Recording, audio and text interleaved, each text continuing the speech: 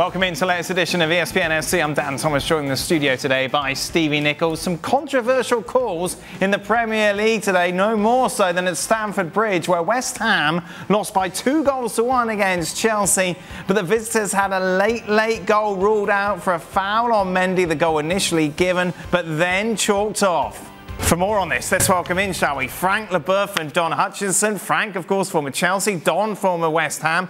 Well, let's start with you, Steve. You don't have a former team in this. Did the referee get it right? I think he did. Really? Well, because he catches Mendy on his shoulder. You know, if this is a challenge between two players in the middle of the park, one player gets there first and the other one runs over him, basically, and catches him. It's a foul. He doesn't kicking, though, does he? There's not that movement there to kick it. He's trying to get the ball. Yeah. Doesn't get the ball and catches the goalkeeper. But it's impossible to get out of the way, isn't it? Well, yeah, he can jump over the goalkeeper. But he couldn't get over him because of the distance between him and the goalkeeper. Because the goalkeeper's out sharp. It's a poor header from Fofana. Mendy comes out sharp, gets to the ball first, and then basically he's taken out the game because he gets hit in the shoulder. Do you really think he's taken out of the game because of that? Well, does he hit him in the shoulder? There's difference between hitting and taking him out of the games. Does he hit him in the shoulder? He's fine. Mendy knows exactly what he's doing, doesn't he? I'll tell you what, if you think that... Because basically what you're trying to say to me is he didn't really touch him. Are you telling me that a goalkeeper is going to gamble on a little flick as opposed to getting straight up and getting after the rebound? No, I completely understand what Mendy's done there. Well, that's why he doesn't, because he hits him in the shoulder. And he knows what it's not a little tickle. He knows what he can get away with. It's not a little tickle, Dan. But even if it was a little tickle, he's still staying down, isn't he? Well, according to you, you're saying he's going to gamble and just lie down and hold his shoulder. Because it's worked. No. OK, all right, Don. Did the referee get it right? No, he didn't. It wasn't a foul. I think where I felt sorry for the referee, Dan, I was commentating on the game today, and where I felt sorry for the referee is when he went to the screen, and I said it in comms, I went, I hope he gets the different speeds, I hope he gets it in real time, and I hope he gets it in slow motion. Unfortunately for the referee, he got about 4 or 5 angles of it, or replays of it, but they were all in slow motion. I mean, that's not a foul. Mendy was never getting back in anyway. And the last time I played the game, the last time I watched the game, this is still a contact sport.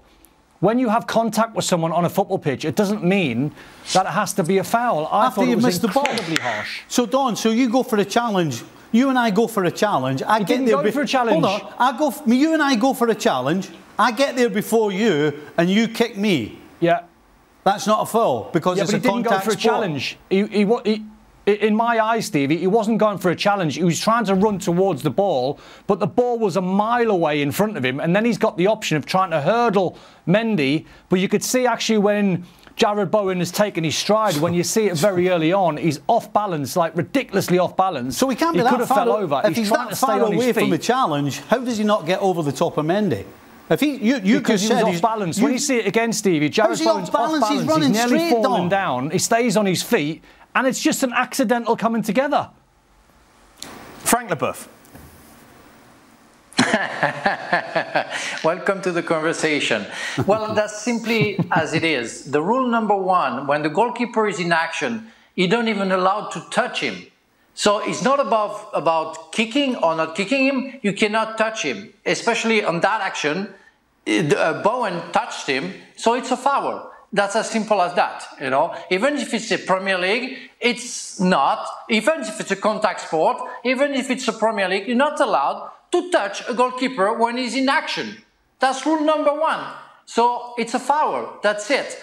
Yes, you can presume that Mendy clearly saw the other player and say, well, I would never get the ball, so I stay down. But it doesn't really matter. You know, we have to be a little bit impartial, even if we play for some clubs. And I'm not trying to defend Chelsea. I would have said the opposite if I thought it was a real something wrong from the referee. I think he had to go and stick to the rule. You cannot touch a goalkeeper when he's in action. That's as simple as that. So it's a foul. Don? I don't know where Frank's got that law from. I mean, has Frank just made that law up? You can't touch a goalkeeper in action? No, you cannot. Check that out. Check that out. You cannot.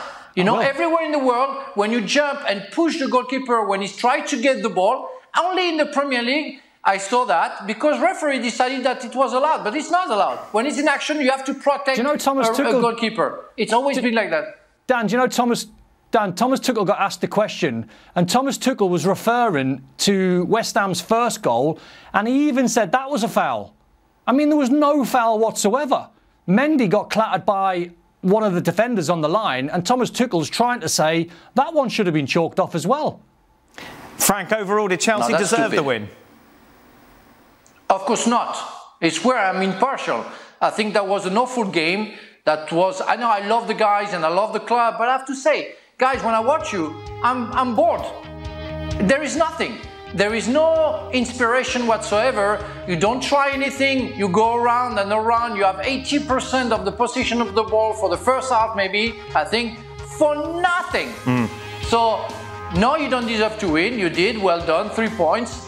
But keep on playing like that and you won't get anything. I mean, I saw the game, Sevilla against Barcelona. Koundé giving the ball to Lewandowski, a long ball, you know, and the guy tried to go behind the defense and score the goal. Only Chilwell did that the last 5 minutes, and it was a goal. There is no change of pace. There is no work from the front line where when somebody has the ball in his foot, or in his feet, sorry, the other one has the ball in the space behind the defense. It's the same runs, same boring and slow motion runs. Nothing happens, so they keep the ball, they keep the ball, they keep the ball, they keep the ball until they have a chance to score. But it's not football. It doesn't work like that. It's like I only see my former club playing like that. I don't see much about the game. I don't see something happening. I don't see vertical game. I see horizontal, around, you play handball. That's the only thing you do. So of course not, you don't deserve to win that game. You did win, perfect, for the scoreline and for the rank. But otherwise, you know, for the future, I'm very concerned. What's wrong with them, Don? Frank's nailed it. I mean, he played 2 false nines today. He played Raheem Sterling and Christian Pulisic as 2 false nines. And whenever Chelsea got the ball wide, I mean, Reece James is a brilliant player. And every time they went forward, I thought their dangerous situations were going to come from Cucurella down the left-hand side, Reece James down the right. And once they worked good balls into wide areas, you could see Cucurella thinking, I'm not going to put it in the box because Thilo Kehrer is just going to eat any crosses that I put in. Same on the other side with Reece James. He's thinking, well, I can't put any crosses in the box neither. It's a waste of time because the defenders there, they're too big. Kurt Zouma, another one. So in the end, Frank's right. What they end up doing, Dan, is they end up coming back, playing boring football, sideways football. And my problem with Thomas Tuchel at the moment is it worries me that he couldn't get a tune out of a £100 million striker in Romelu Lukaku, yet he ships him back to Inter on loan. Then he goes for Aubameyang, just thinking the name and Aubameyang's going to solve all the problems. If Chelsea keep playing slow, predictable football, Aubameyang is going to be in exactly the same scenario that Lukaku was. He ain't going to get any chances neither. So it was only when he made changes and he put Breuer on, who was more physical, and then Kai Havertz, more physical, they started putting crosses in the box, overloading West Ham. West Ham couldn't cope with the pressure, and that's how they got their win. But before the 2 substitutes were made, my word, Dan, they were so predictable and slow and pedestrian. Pedestrian's the word, isn't it? Yeah, he just picked the wrong team. He picked the wrong team. Don said it there. When your 2 front men are Sterling and Pulisic, who don't like being centre forwards, and your 2, particularly one of them, and Reece James is your weapon, whipping balls in, but you don't play anybody who even looks like a centre forward. Why don't you play Brozier? Because you've struggled so far this season, and it's staring you in the face that you need somebody up front. Play Brozier. You're just giving him a new contract. Right. Play him. Get him some time on the field. Then you can start using the quality you have with Cucurella on one side and James on the other. He just got his starting lineup absolutely wrong. No, Dan, he made up for it. Dan, if I can add, the substitutions completely changed the game. Yeah, and they got away with it. Frank. Yeah, sorry, if I can add something. You know what we love the Premier League? Because we love the rhythm of the Premier League. We love, according to Don, the crazy contact of it as well. But we love the craziness of it. We're going to talk about Everton-Liverpool. I enjoyed that game, and we're going to talk it after. But what we love is the rhythm, the craziness that sometimes, you know, the courage that the player they have to take on another player, to believe that they can do something impossible. It's why we love that game. It's why we love the Premier League, because everything is possible and you can try. But if you don't try, well, you become predictable and you do nothing and you achieve nothing. That's what I see right now. Players not trying. Therefore, nothing happening. Chelsea then get the win. As you mentioned, Everton were taking on Liverpool as well today. That was the early game on Saturday, and despite the 0-0 scoreline, it was thoroughly entertaining. It was a good derby. It was interesting though, Stevie, because after what happened against Newcastle, I asked how much of a game changer that was coming into this tie, and you said a massive one. Yeah. We didn't really see that momentum carry over though, did we? Well, not in the result. But I think the start of the game, you saw the team that was pushing forward. Right. But there are so many things about this game. For the neutral, it would be fantastic to watch. Yeah, it was. It had good. the feel of a derby. Yeah. It had 100 miles an hour. But you had two teams that were making mistakes all over the place. Two teams that couldn't take the chances that came their way, and there was plenty of them. This could have been 5-4. Pickford made some great saves. Pickford made some great saves, yeah. I mean, he was man of the match. So from a Liverpool point of view, if the opposition goal is the man of the match, then you're doing some things right. Right. But unfortunately, they got so many things wrong. And the one thing that sticks out in this game about Liverpool is Jurgen Klopp. At one stage, Liverpool played the third right back in one game. Now that smacks of desperation. Three different players played right back. You've got two partnerships in central defence in one game as well, and then you're substituting a left back for a left back as well. So you've actually got one player in your back line that's actually played in the same place the whole game. Now, if that doesn't tell you that Klopp's searching for something, I don't know what is, because the amount of chances that this team gave up, regardless of who was right back, left back, centre back, whatever it was, they could have lost 4 goals. Now, they could have scored 5. But Liverpool right now, I mean, 2 years ago we were talking about a machine. I'll tell you what, this machine needs a repair. This thing's falling apart. It needs some oil in it. Why is it falling apart? The personnel's still there. Like at the back, the personnel is still there. Well, the reason I brought up the so many changes, I think Klopp's making far too many changes. You know, as players, you like consistency. Consistency on where you play, you know, how often you play, all of these things, who you play next to, all of these things combined, when you get them all right, is that machine we saw a couple of years ago. Right now, he's sticking spare parts all over the shop, and they're not working, they're not lasting. They're getting some good things, but you're getting as many bad things. Right now, Liverpool are just all over the place. Do you agree, Frank?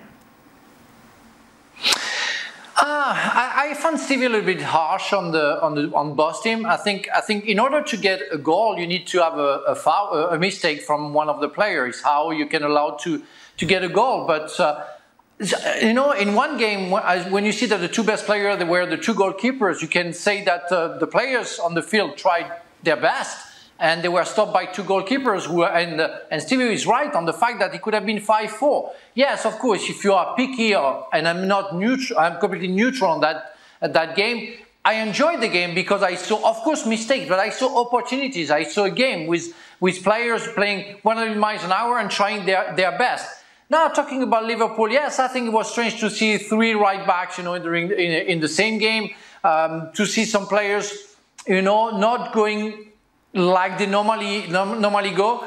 But I have to say, I have to give credit to Everton. I mean, what I saw from Iwobi in the middle of the park was absolutely exceptional. That guy was replaced in another position and is outstanding. And the 3 at front, you know, Gray, Gordon and Mopé, they gave a hard time to the 3 at the back in Liverpool. So and behind, you know, Tarkowski and Cody, they did their games as Patterson, and Nikolenko. So it was a hard game for Liverpool. Liverpool had to fight hard to win that game, but they didn't because, of course, they faced a very good goalkeeper today. Should Van Dijk have been sent off, Don? I think it's borderline. I think it's one of them where I honestly thought it was a yellow because he was on the side. If he was straight on and he was that high and he'd followed through with a bit more intent, I think it would have been a red. I think it was very, very close. I think when you see it there, he's sort of leaning in. He's quite lazy in his action. And I think it looks a lot worse. I think the referee just about got it right. Stevie? Yeah, I'm with Don, and for the exact same reason. He's stopped. He's basically landed on it, because if it had been a follow through, then it might have been a red, but there wasn't. So yeah, I was borderline, and I always think if you're going to send somebody off, it has to be straightforward. Hey, this guy has to go. Right. So yeah, I'm with Don. Just. Are you with Don and Stevie, Frank? No, I'm not. I'm not, because I see the ankle moving. I think it's a violent act. And I'm sorry, because I know he's late. I know he tries to get the ball, but it's very hard contact. And when every time I see the picture, I have to hide my eyes, because I think it could have been very, very dangerous for Onana. But at the same time, there is almost the same foul on Nunez 10 minutes before, I think. And nobody mentioned that, because the player didn't even get a yellow card. But it's kind of the same foul as well. It's always dangerous. When you catch a little bit above the ankle, you can break the fibula, you can break the ankle. It could be terrible. So it's a violent act. Even if it's clumsy, it is a violent act. Liverpool going to be okay, Don? Do you know what, Dan? I think, jokingly a couple of weeks back, and I said, oh, don't worry, Dan, there's 108 points to play for. Then the week later, when they dropped points, I was like, oh, 105. Yes, I'm 96 now. And, do you know, and I think that's probably what I meant a couple of weeks ago. I think what they're playing, Dan, and what they're doing is they're playing like kamikaze football. They're playing like their life depends on every single game. Normally when you look at Liverpool, you see a batch of fixtures and you go, yeah, they'll win that, they'll win that, they'll win that. That might be tricky, but they'll probably get a draw or a win. Now I think what you're doing with Liverpool is you're living on game by game, and you go back-to-back wins, and you draw and lose points against Everton, and you look at the game after and you go Wolves at home at Anfield, then you go, well, that's a must-win. And I think when Liverpool are at their best, Dan, is they don't play 100 million miles an hour football. They play calm football. They control the ball. They get the ball to Salah in dangerous areas, same as Luis Diaz, Firmino, Nunez example.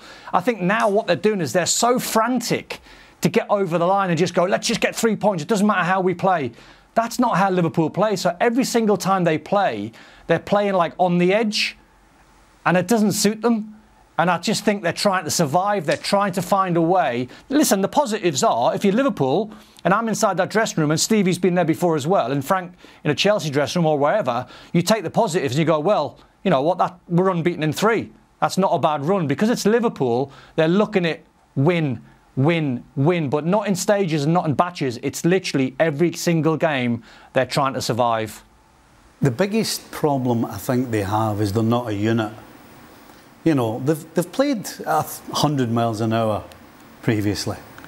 The problem they have is that all 3 parts of it, the back, the middle and the front, the space in between it is off. There's either too much space in between the front and the middle, or the back line's too deep behind the middle 3. When they were at their best, those 3 compartments had all the space in perfectly. So when they went forward and they closed the ball, the 3 compartments went together. When they dropped off, they all dropped off together. So when you're attacking, teams can't get out if you cough the ball up when you're all together.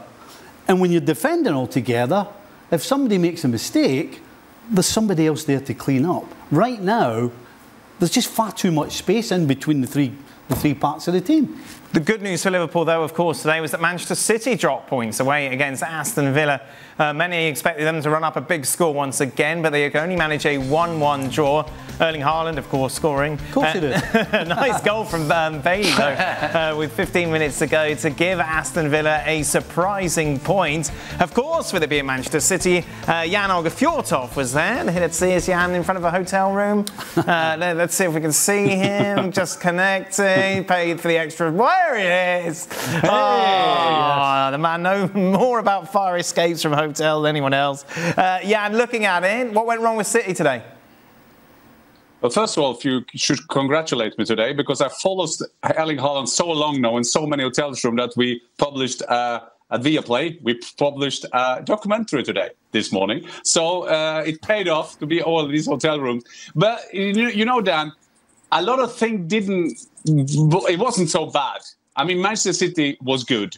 In the first half, there was not the usual balance, the timing in the play, but they created a lot of chances. To be fair, respect to Aston Villa, I guess they were working hard and doing all they can to kind of stop Manchester City. But the funny thing is, after Erling Haaland scored his 10th goal in 6 games, and by that equalising, our friend Mickey Quinn, who is, I think, the total opposite striker because he was smaller and fattier. Mickey Quinn was back in the days, but what a goal getter he was. The thing is that when they should kill off the game, they created 3 or 4 big chances.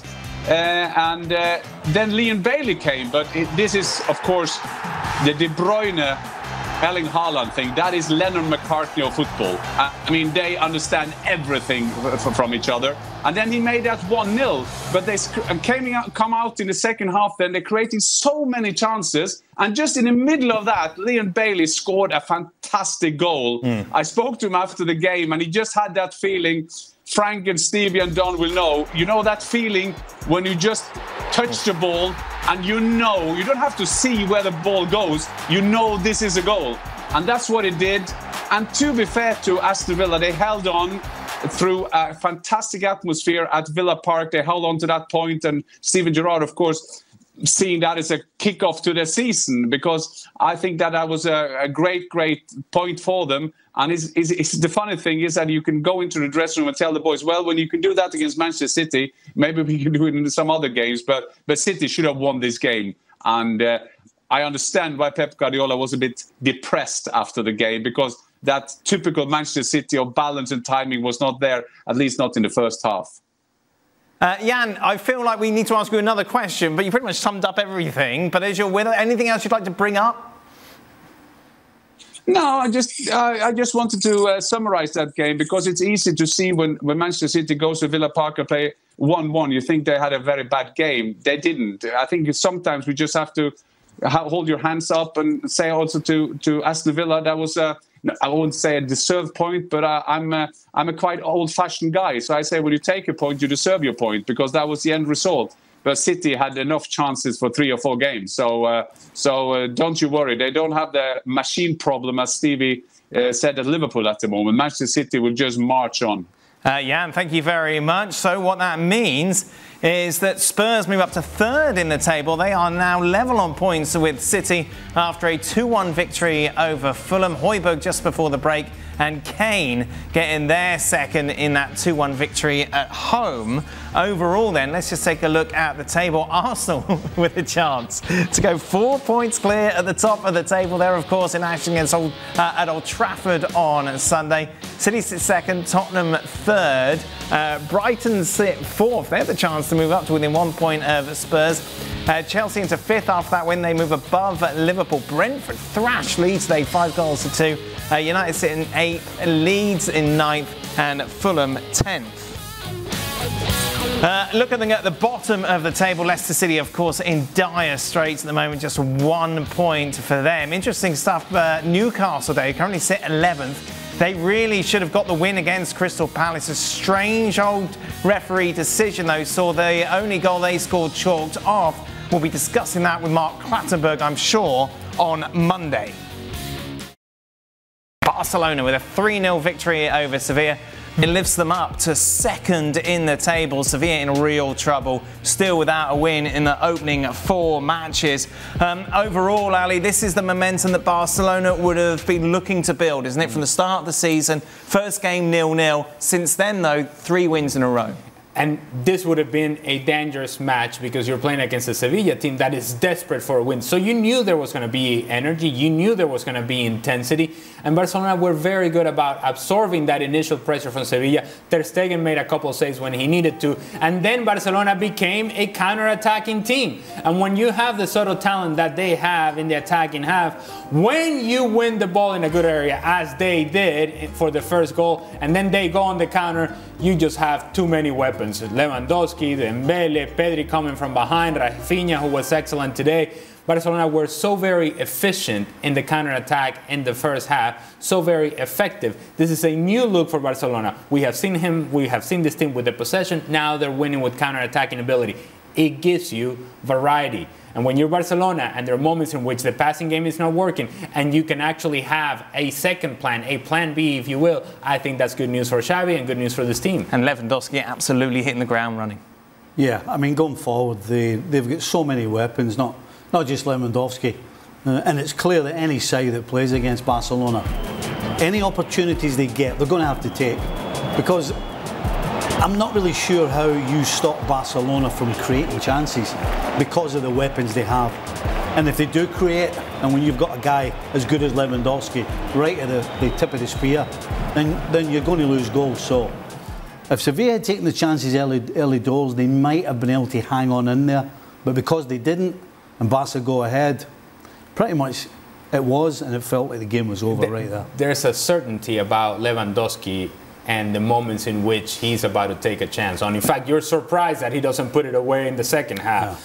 Yeah. The way that he took that goal is the quality of the touch and then the intention of that first touch. He's bringing the ball down so that he sets up his volley. In order to do that, you have to have a certain ability and a certain quality, technical ability to bring the ball down and then in a fluid motion be able to finish right away. It is a certainty that you have with Lewandowski that you don't have with many other strikers around the world. There's no question as to what's going to happen once Lewandowski gets in this sort of position. The surprise would have been that he didn't finish. And it's a great ball from Koundé. It is. And Koundé, who's coming home, if you will, going back to Sevilla for the first time after having played there for a few years. Good ball from Koundé. And it's a Barcelona goal that it wouldn't have happened in the past. Because this ball over the top, I don't think it's something that Barcelona looks to play very much. And it's a change of pace. Again, it's variety in the attack. It gives you different options. But you're able to do this because you have a guy that can actually play that ball and you have a guy that can do something once you play the ball into him. When you have those pieces come together, that's when you have Barcelona playing at this level. They're loving life, aren't they, at the moment, Barcelona? Very impressive stuff from Xavi's side. He spoke to Sid after the match. Xavi, that's 4 games now. Barcelona seem to be getting better and better with every game. What analysis do you take away from tonight, which in theory was the first of the really tough games against the really big sides? Well, it was a really tough game. It was a very intense game. We knew it before the game, and we talked about it in the meeting. It was important, the intensity, the rhythm, play in the opponent field. It was difficult because Sevilla played really well. They changed the system. It was a surprise for me and for the team. We expect or 4-2-3-1 or 5, line of 5. And finally they play 4-4-2 in Diamond inside. So it was difficult to control in the first minutes, and then when we controlled the game, we did really well. We create many chances, we are in a very good moment with confidence.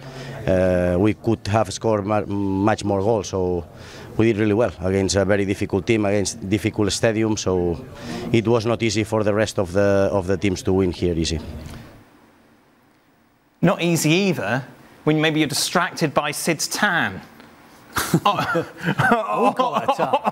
the touchline. There, look at that. That's a bomb. That's not a tan. Straight from the touchline. Sid, obviously, Barcelona are getting better and better, but Lewandowski is just that level above at the moment when it comes to scoring goals. Brilliant take today. Yeah, absolutely. We talked about this a little bit at half-time, didn't we? When that ball dropped to him from Koundé, you just knew he was going to score, but there was an ease about the way that he took it. And it's a really well-taken goal, but he did it as if it just kind of, I could do this any day of the week, I could do this any moment I wanted to. And there was an ease about it that was really striking. One of the things that spoke to Xavi about post-game, though, was his all-round game. It's not just about the goals. We all knew about the goals. You only have to look at the statistics. I haven't got them to hand. I think it was 622 goals in his career. This is a guy that knows where the net is. But it was much more than that. It's his ability to bring others into play. It's his willingness to drop off and open space for others to go into. It's how good he is on the ball, both with his back to goal and facing goal. He's provided assists this season, particularly a couple of weeks ago to Pedri, was absolutely gorgeous. And Xavi talked about him being a player that understands perfectly what Barcelona are trying to do, and that there is a process there, and part of it is about education and part of it is about learning and listening. But a lot of it is just he's got a natural feel for it. He's just a very, very good footballer as well as a very good goal scorer. Sid Lowe, thank you very much. Real Madrid continued their perfect start to the season with a 2-1 victory against Real Betis in their first home game of the season. Vinicius Jr. would open the scoring soon, though Sergio Canales would get the equaliser. But Rodrigo would give them a deserved lead in the second half to give them all 3 points. Hey, they're looking good, Ali. They are, and there are so many options for Carlo Ancelotti in this team. Today he went for rotation. He went for a different group of players. And when those things weren't quite working out early on the second half, he turns right back around and said, Valverde, all right, come over here and try to change the game. Rodrigo, who started the match, then took more of a central position and so scoring the game winner. But there are options that he has off the bench, whether that's Valverde today, whether that's Toni Kroos coming off the bench today. We saw it in last week how the depth of Real Madrid and Ancelotti and the ability to make decisions on the run made a difference as well. This is a team that just knows who they are. And even when they're not playing at their best, we talked about the certainty of Lewandowski putting chances away. There's a certainty about Real Madrid of winning games. Yep. Just when you think Betis is in this game, oh, look at them, they're hanging around. If you've watched Real Madrid play, you know full well that while Betis looks like they're fighting, they're huffing and puffing, here they come. You know who's going to win this game? Real Madrid. They know that, and Betis knows that. That's the key, isn't it? If ever there was a stat, actually, just looking at that, the possession was 50-50. Right. But Real Madrid did 24 shots to 8. So that tells you that they're quite happy to just sit behind the ball at times and then absolutely kill you on the break with pace. Indeed. So Real Madrid remain perfect in La Liga. Let's take a look at what all this means then. Real Madrid 2 points clear of Barcelona in second. Real Betis remain third despite that defeat at the Bernabeu. Athletic Club, though, have the chance to leapfrog them, as does Villarreal. Just taking a look at those sides that are coming up over the next 48 hours here on ESPN+. Villarreal take on Elche. Meanwhile, it's Athletic Club against Espanyol. The late game sees Valencia take on Getafe. On Monday, one tie, Real Valladolid against Almeria.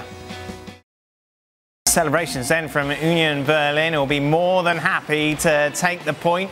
More drop points for Bayern Munich then, as it finishes 1 apiece. Well, Jan, taking a look at the table, it's of course it's Freiburg who are top. Bayern Munich down in third, just 1 point off the top.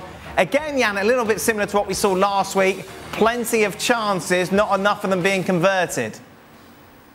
Absolutely, and I mean, this is breaking news. Bayern Munich are third in the league. They haven't won the trophy in September. I don't think they will get it now in September, but you have to give a great, great compliment to Union Berlin. This is a club that, first of all, was the second team in Berlin. Now they are above Hertha. Then they're from the East German part. Now they're above RB Leipzig, and they can challenge Bayern Munich. And Freiburg is another story with Streich, who's been there for 100 years, and they're top of the league, and deservedly so, winning 3-2 away to Leverkusen. And what is interesting with Bayern as well, because we are so used to the names of their big names on the top of the top scorer list, of course. And now you have Becker, as you saw there, has been there for 3 years at Union Berlin, a great, great player, but it's not like the famous one. No, he's top scorer, together with Füllkrug for Werder Bremen. So, Stevie, let's prepare for a big, big excitement in the German Bundesliga. This is going to be so fun, seeing Freiburg and Union Berlin taking it out. But again, Mané was good today again. and Runoff, the goalkeeper of Union Berlin, was man of the match. And I think that you need those kind of performances. But Sommer last weekend, we remember, for Gladbach was man of the match. So, but you know how it is in Germany, that you shouldn't have too many games like that before people start talking. And we love it, don't we? We don't want them to have the trophy this month. No, of course, and that's back-to-back draws, obviously, domestically. Next up is Inter away in the Champions League, and that's going to be intriguing, yeah. Absolutely, and remember, Nagelsmann, he is the most out of football. They all say that. What happened last season? He was knocked out by Villarreal. That's not acceptable.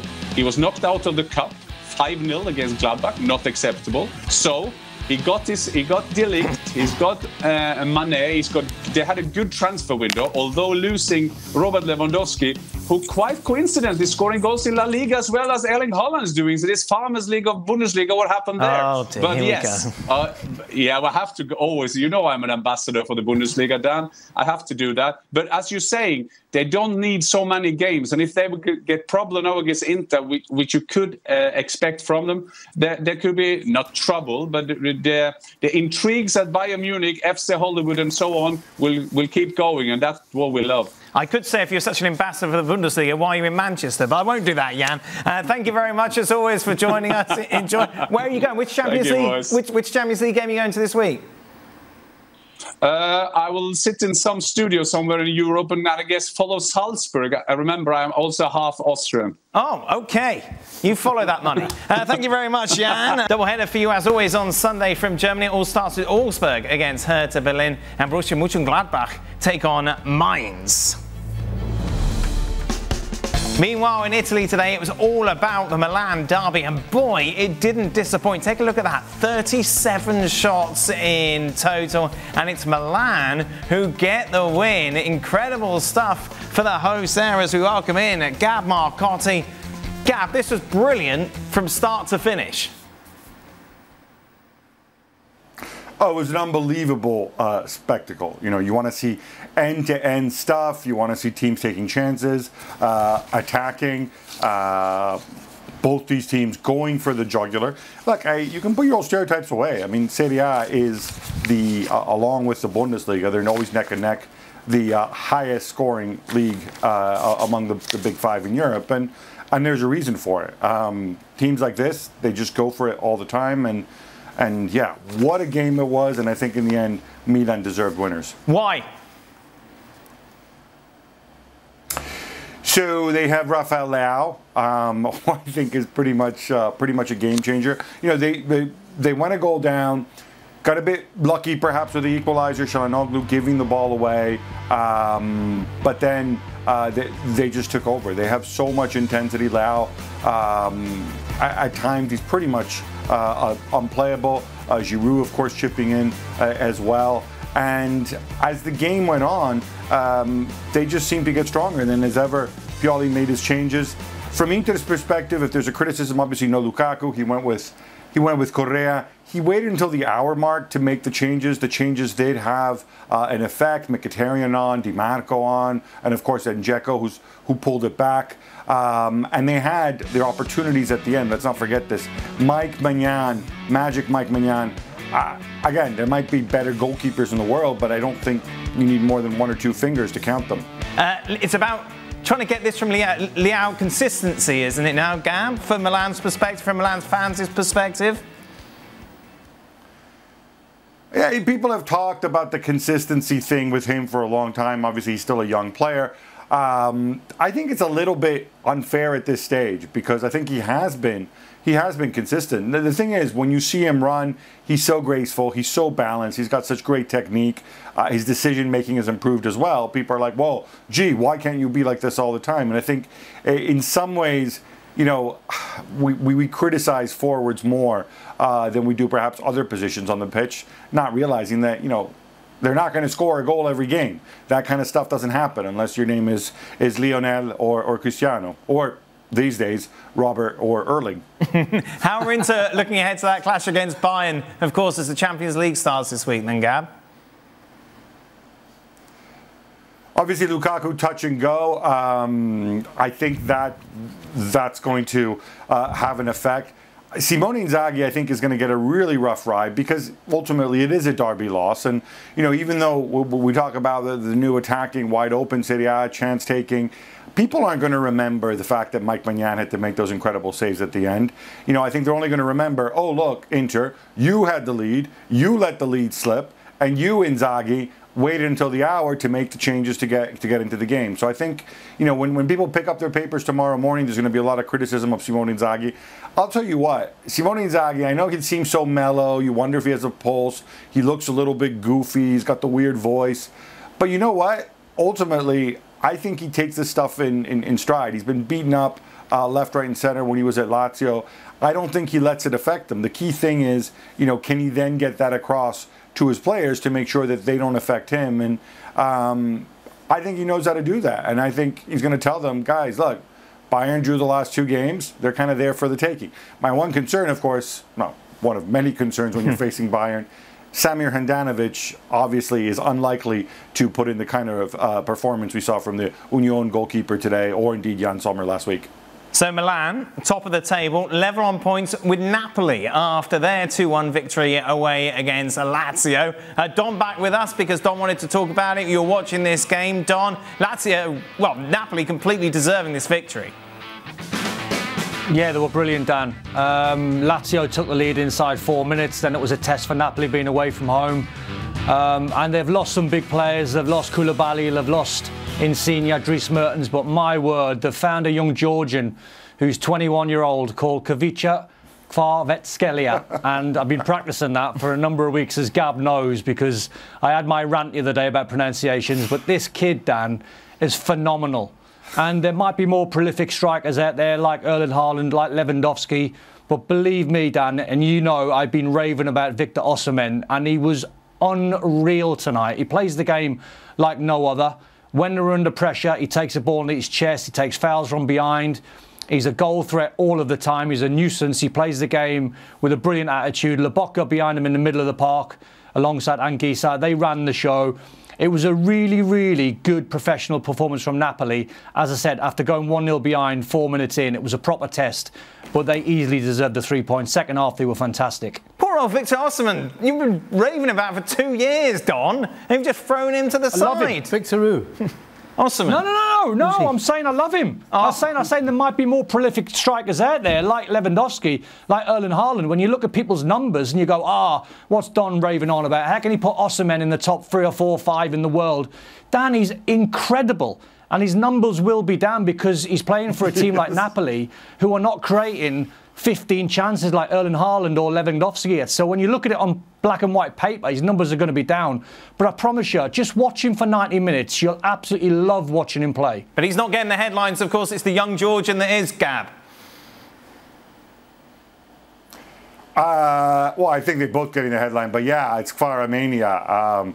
This guy, he's always got the smile on his face. He's so creative. He's often unplayable, and he always gives it everything. And he is. I know the word's been overused. The word is electric for him.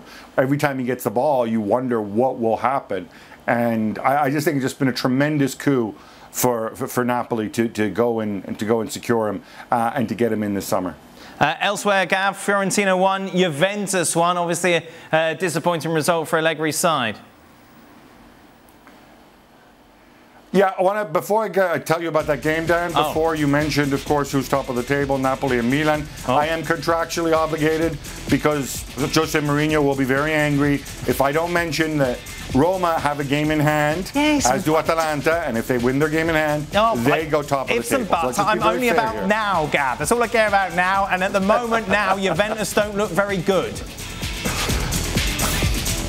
No, and Allegri's not doing himself any favors again. I know you have a Champions League game coming up, but you are playing Fiorentina away. Fiorentina play very aggressive football. Italiano changes 6, 7, 8, 9 players every game.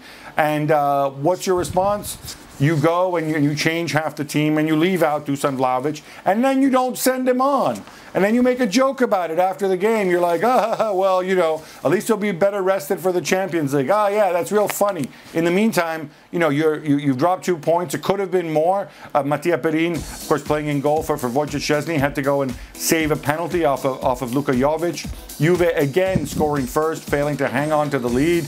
And then he comes down and he says stuff like, well, you know, Paredes wasn't ready to play. He's tired. I'm like, oh, really? You think so? You literally just signed him the other day, and then you play him and you leave him. You know, he's not. It's like he's managing from another era. And people have made the point that back in the day in Serie A, you could score when the pace was lower and teams took fewer chances.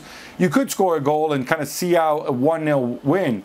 Now it's really, really difficult to do. You have to add to that lead. You have to create more, and Juve just aren't doing it right now under Allegri. Get off the fence, Gab. Thank you very much to Gab. Just take a look at how things stand then in Italy. As I mentioned, Napoli and Milan level on points at the table, so no one's going to catch them, apart from maybe Roma, who have a game in hand, which is against Atalanta. Oh, really? But Atalanta could go top of the table if they beat Roma, Gab. You didn't say that bit, did you? For a lot more on what happened in Italy this weekend, be sure to check out the latest edition of the Gab and Jules podcast. Now, that drops on Monday. That is it. That brings us to the end of today's show. Thank you very much to everyone who has been on. Frank is back. Don is back as well to answer your questions on Extra Time. Stevie, of course, with us as well. Excited? Can't wait. Good.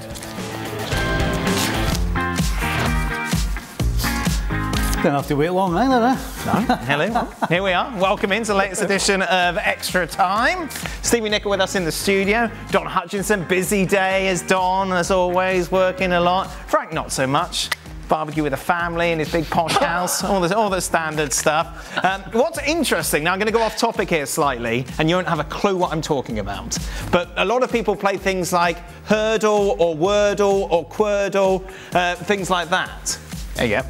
Now, there is one which does films, and it shows you a scene from a film, and obviously you get 6 different scenes to see if you can guess the film. Frank Leboeuf was sent Today's, which is a film that Frank starred in. How many scenes did he have to see before he realised that it was the theory of everything? Where are you going for, Don?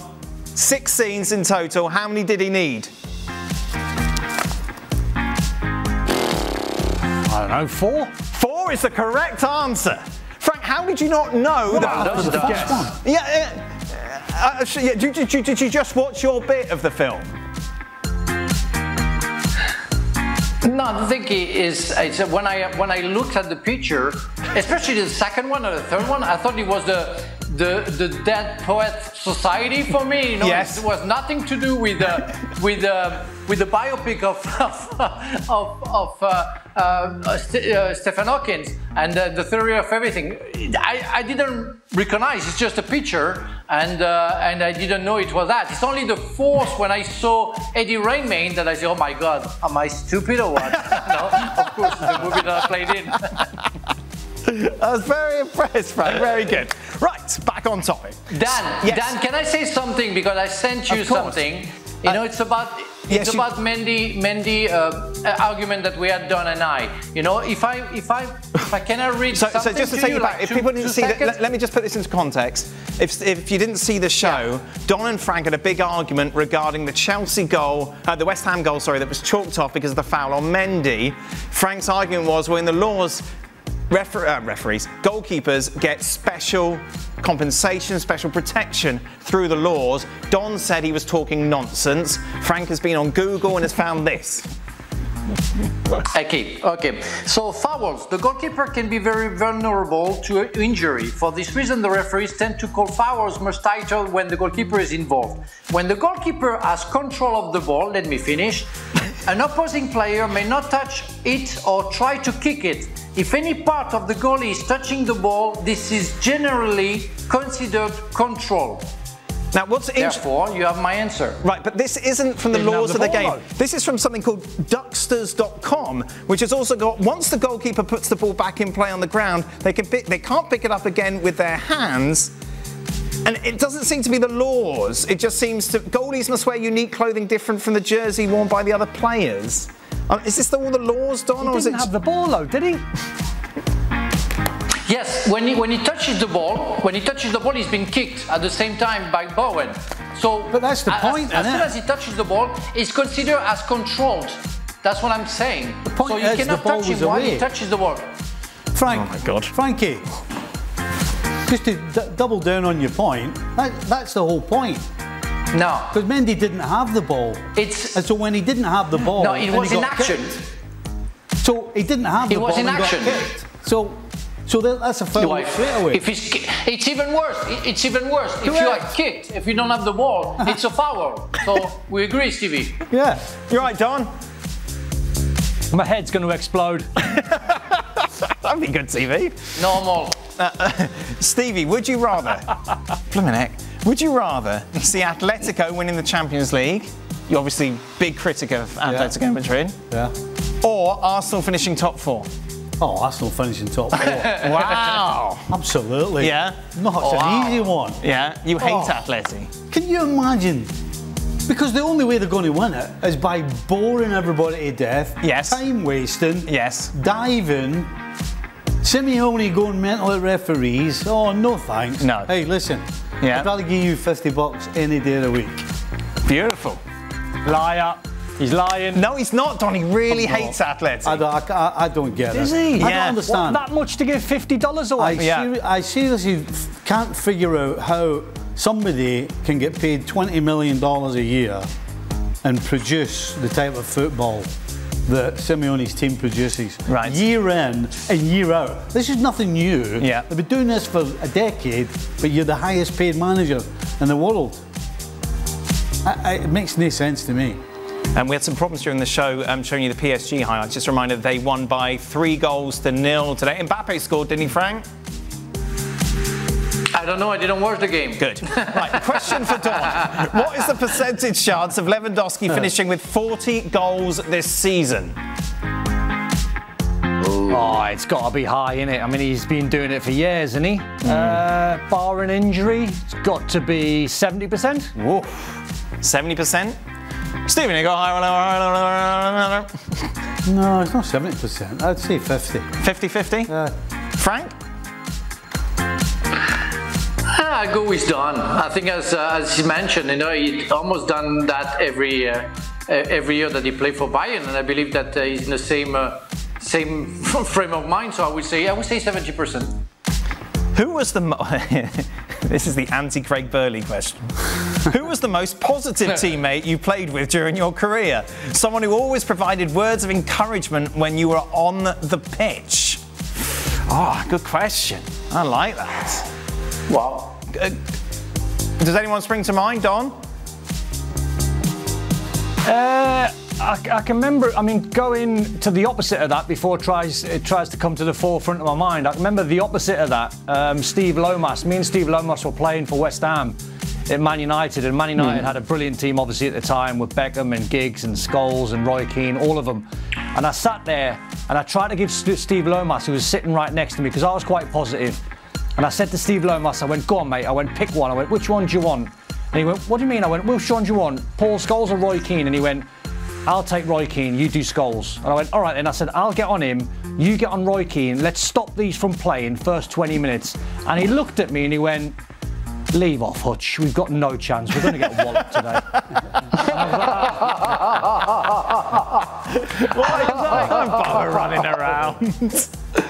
I was like, oh, load me. What about you, Stevie? Sammy Lee. Oh, right, really? Sammy was always positive. Yes, Yeah. Sammy. Aye. Yeah. Always encouraging. Always. And then he went to coaching?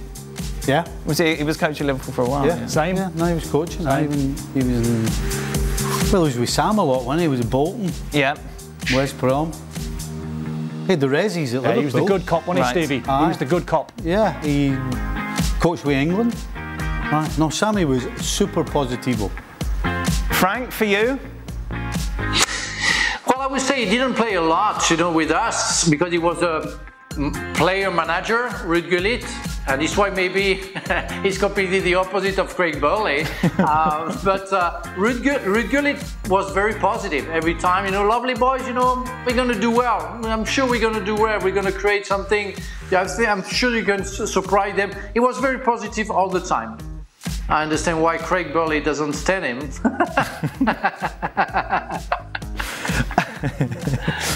Bayern 2013 or Barca 2011, and why? Do consider the fact that Bayern's aerial and physical ability was superior to Barca's and that they were really good at pressing and counter-attack. It's like the team was specifically designed to beat Barca at their best. Let me give you that Bayern team because it's not as well known as the 2011 team. So the Bayern team was Neuer, Lahm, Boateng, Dante, Alaba, Martinez, Schweinsteiger, Robin, Müller, Ribéry, Mandzukic. It's when Chelsea won the Champions League against Bayern Munich, no? Correct? No, that's when Bayern won the Champions League against Borussia Dortmund. So that was the team that won it, and obviously they came into the Barcelona side that thrashed Manchester United at Wembley, where they were just out of this world. Yeah, you got to go with Barca. Yeah. Well, it doesn't matter how big, strong, fast you are. If you can't get the ball, it doesn't matter. And at that stage, nobody can get the ball off Barca. Yeah. So you got to go with Barca. Do you agree, Don? Yeah, I do. I mean, that was some side Bayern had, but I mean, I think, in my opinion, the greatest team I think I've ever watched over a 2 or 3, 4 year period was Barca under Pep. They were just magical. Frank? Yeah, nothing much to say. Yeah, I agree with the guys. You know, Barca. Yeah. When you get the ball and you run after it, you can be the biggest man in the world, the strongest man. If you can't get the ball, you can't get the ball. You can't score. For Stevie, with all the attacking options back for Liverpool, should Jurgen Klopp bench Salah for the Napoli game? No. No, not at all. Is this just a bad run? What's going on? Yeah. Listen, you know, it's if you're not going to win a game and the opposition goalkeeper gets the man of the match, whether he's saving from Salah or anybody else, that's you know, you have to take positives, and that's a positive. So, you know, sometimes it just happens in games, and probably Salah's going to break his next goal is going to be hitting somebody's backside and going in. That's just sometimes the way it works. Yeah. The fact that he hasn't had this sort of barren run since I can't even remember, that's why it probably sticks out. Plus, nobody else is chipping in, and at the end of the day, Salah's got a new contract because his job's to score goals. But absolutely, he plays. What do you think, Don? Drop him for Napoli? No, I think he's one of them, Dan, where you play him through. I mean, do you remember the Neil Maupay chance today when he should have scored, Neil Maupay, and Alisson made the save? The player that was next to Alisson trying to put that block on was Mo Salah. So I think what's happened with Mo Salah and I think Diaz is they're playing so wide. It's like when they get the ball, they've got to score the perfect goal. They've got to go past a winger, they've got to cut inside, they've got to take centre-halves on, into traffic in midfield, and then they've got to stick one in the top corner. I think Jurgen Klopp's got to find a way of playing them a little bit more narrower. But I think with Salah, you just play him through this bad period because you know he's going to score 1 or 2, and then that's him just flying, then play him through it. Don, does the Premier League have a VAR problem or a referee problem? The Mendy Bowen could have gone either way, but Villa had a clear onside, but didn't let the play run. There are lots of big ones. They went there. The Newcastle one was a real head scratcher. That was the bizarre one for me. Listen, I think since the start of the season there's been some really, really good VAR calls. Today was a head scratcher. I think you can see by the West Ham one, I think everyone's split on it. So give the VAR team and the referee an out on that one. Me and Frank disagree, but that's how it is. But the Newcastle one was really weird because that one got disallowed because Joe Willock was adjudged to have fouled the goalkeeper, Gaeta. But what they missed, in my humble opinion, was Tyreek Mitchell pushing Joe Willock in the back, which then created the contact on the goalkeeper. So for me, that was the one where I thought they got it wrong badly. Yeah, that was like a dominoes, wasn't it? Well, how could they miss it? Well, that's, yeah. But sometimes you can't explain something. Right. And this is one of those. Yeah. Because it's just, I can't explain. I mean, you can't explain it. How it's not a goal is beyond comprehension. There we go. That is it. We are done. Thank you very much to Frank and to Don and to Stevie. We'll be back tomorrow for more. I suppose the big talking point tomorrow will be Arsenal against Manchester United. Can Arsenal... Yeah, right. Wow. Wow. Are you working tomorrow? No. Of course you're not. Of course you're not. You're in your United top. Yeah.